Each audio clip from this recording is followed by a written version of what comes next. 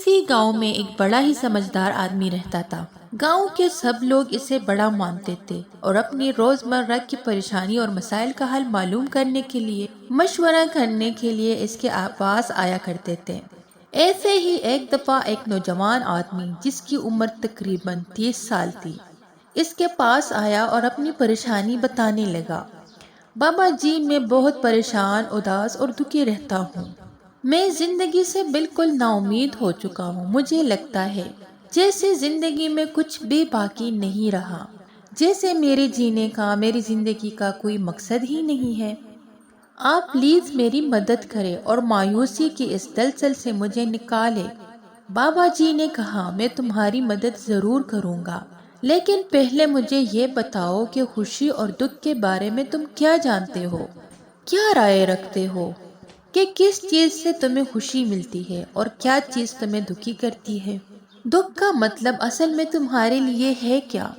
اس آدمی نے سوچتے ہوئے جواب دیا، جب میرے پاس کافی پیسے ہوتے ہیں تو میں خوش ہوتا ہوں، جب میں اپنے دوستوں اور اپنے فیملی کے ساتھ ہوتا ہوں، اور جب میری زندگی میں سب کچھ اچھا جا رہا ہو، کوئی پرابلم نہ ہو، کوئی مسئلہ نہ ہو، تو میں خوش ہوتا ہوں۔ بابا جی نے اپنا سر ہلایا۔ ٹھیک ہے، اب بتاؤ کہ کیا چیز تمہیں دکھی اور پریشان کرتی ہے؟ جب میرے پاس پیسہ نہ ہو، میرا کوئی مالی نقصان ہو جائے تو میں دکھی ہو جاتا ہوں، یا جب میرے حالات میری مرضی کے مطابق نہ ہو، میرے قابو سے باہر ہو جائیں تو میں پریشان ہو جاتا ہوں، ڈپریس ہو جاتا ہوں۔ بابا جی اس کی بات سن کر ہلکا سا مسکرائے۔ بیٹا، تم اپنی خوشی اور دکھ کو صحیح معنوں میں سمجھ ہی نہیں پائے۔ جو سچی خوشی ہوتی ہے وہ آپ کو کبھی باہر کے حالات سے نہیں ملتی، بلکہ سچی خوشی تو آپ کے اندر سے آتی ہے۔ آپ خوش ہوں گے یا دکھی، اس کا انحصار اس بات پر نہیں ہوتا کہ آپ کے پاس آپ کے ساتھ کیا واقعہ پیش آیا ہے، بلکہ اس بات پر ہوتا ہے کہ آپ اس واقعے کے بارے میں کیا سوچتے ہیں، آپ کے جذبات، آپ کی فیلنگ کیا ہوتی ہے۔ وہ آدمی کنفیوز ہو گیا۔ لیکن بابا جی، جب میرے حالات خراب سے خراب تر ہوتے جا رہے ہو، میرا ہر کام خراب ہی ہوتا جا رہا ہو، تو میں بھلا خوش کیسے رہ سکتا ہوں؟ تو بابا جی نے کہا، سب سے پہلی بات، اپنے پوائنٹ آف ویو کو، اپنے نقطۂ نظر یا چیزوں کو دیکھنے کے انداز کو بدلو۔